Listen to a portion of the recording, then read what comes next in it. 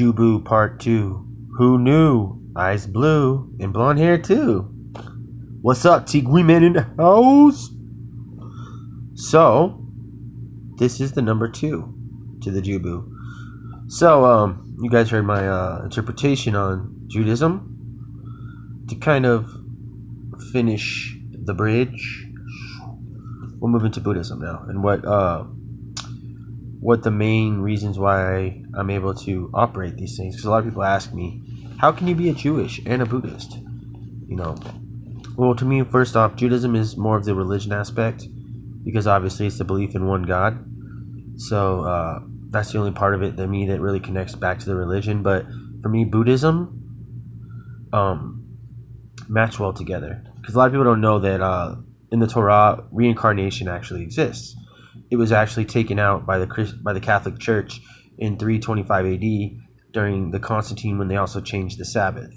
So, a lot of people don't know that. So Judaism is actually very mystical. It's a very mystical religion. If you actually read about it, it was actually the very first form of mysticism on the planet. It was called Kabbalah, but not the Kabbalah you're used to hearing. Real Kabbalah actually can't be practiced by a Jew until they reach the age of 40, because they don't think your mind is mature enough to be able to understand the concepts. So that's another thing about Judaism. But how to connect that to the Buddhist aspect is Buddhism, my form of Buddhism, denies idols and all these things. We don't believe Buddha is a god. We believe every person has a Buddha nature inside of them. We do believe there was the original Buddha, of course.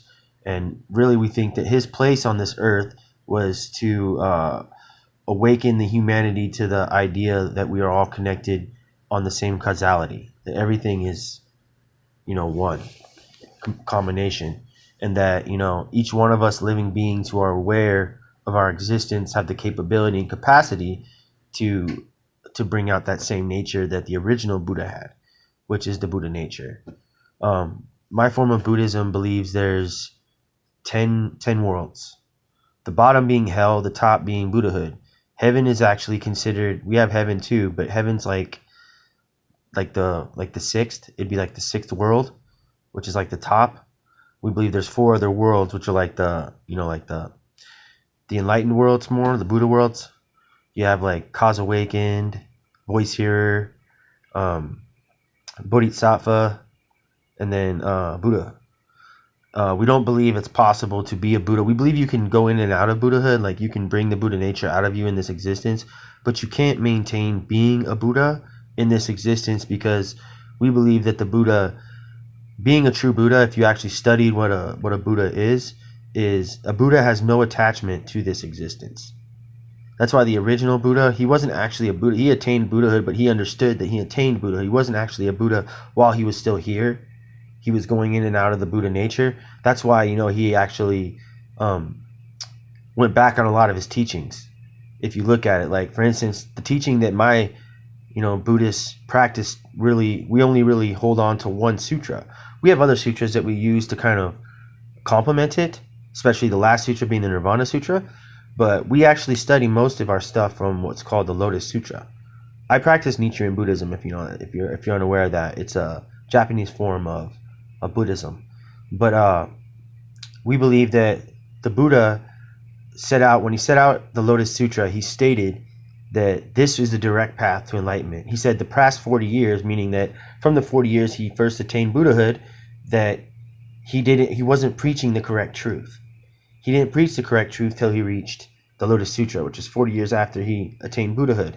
So I say you can't remain a Buddha in this existence and still be here. Because if you are a Buddha and you proclaim to be a Buddha, you wouldn't be attached to this existence. You would basically assimilate with everything around you. And you would go on to, what's past this existence, or, causality or whatever, however you have it. Because you would understand that there's no reason to be here if you were a Buddha, because you're not attached to this. You're beyond it. A bodhisattva, which is the next level down, which is like kind of like what I would be considered, is or anyone who is aware of what cause awakened is kind of similar, and voice. I'm not really going to go into all that. You could definitely get at me and I'll go more into it. But We believe that when we chant Nam Myoho Renge Kyo, that we actually go into the Buddha nature and we can unload that thing and we can think like the Buddha and react. The thing about Buddhism that I love so much compared to other practices is that Buddhism makes you pull out that inner side of yourself that you don't always look at. When you're really practicing Buddhism correctly, you're going to change parts of yourself that, and it's not changing, it's transforming, I guess you would say, because we don't believe you actually destroy who you are. We believe you transform who you are into a better version of yourself, because you can't take away who you are. You are who you are, and that's kind of what we practice.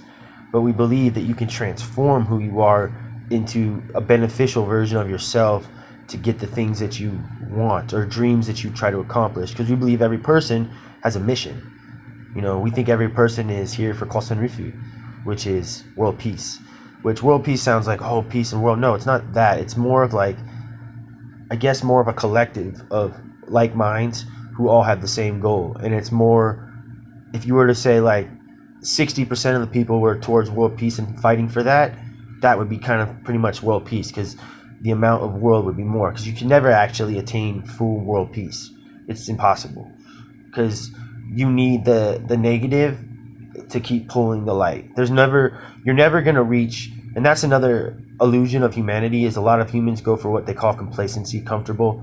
You can never be comfortable in your existence. You can never be complacent, especially if you're a physical being, because the only reason a physical nature needs to exist is to strengthen a spiritual nature. If we didn't need to strengthen the spiritual nature, there would be no reason for a physical existence. So the physical existence is a manifestation of the spiritual existence to create a stronger existence, like resistance. Because everything in this physical resistance is resistance. Living life is resistance. Waking up, paying your bills, waking up, dealing with your emotions is resistance. You can't be who you want to be all the time, because things around you distract you. And that's why you become stronger inside by dealing with what's on the outside. You know, you can't demonize things. You can't villain. If you were a Buddha, you would never villainize. You wouldn't be calling things the devils, whatever. You wouldn't be saying things are evil, because a Buddha knows there's no such thing as evil. There's no evil and there's no good. There's only actions. Each action represents a different cause. Each cause has a different effect. So each person that makes each cause is aware of each effect. People that pretend like they're not aware of each effect that they make after each cause are delusional and are in denial of their own existence. Because when you drink water, you drink it because you're trying to hydrate yourself. Whenever you take an action, it's because you're already preemptively thinking of what that effect is going to be. Now, if that effect isn't what would be considered a normal effect, you may have what you call, it's a hard word to use, but basically, I guess thinking positively or whatever, you see something else than what really is going to happen. And that happens with a lot of humans. We think like, oh, well, if I do this or do this, because we get distracted by other things outside of us telling us what really is the reality. On the inside, we know the reality, but we shift our reality based on other opinions, other information to move. And that's the thing about physical existence. It's so dangerous. You can create any reality just by going around and finding whatever you want to hear. But it's about tapping into yourself and your inner mission. And that's kind of what Buddhism does for me.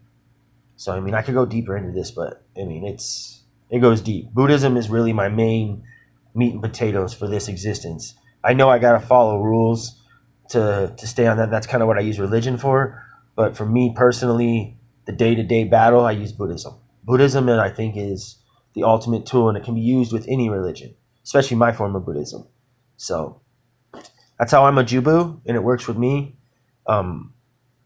If you have any questions, go ahead and send some in the comments, or other than that, have a good day.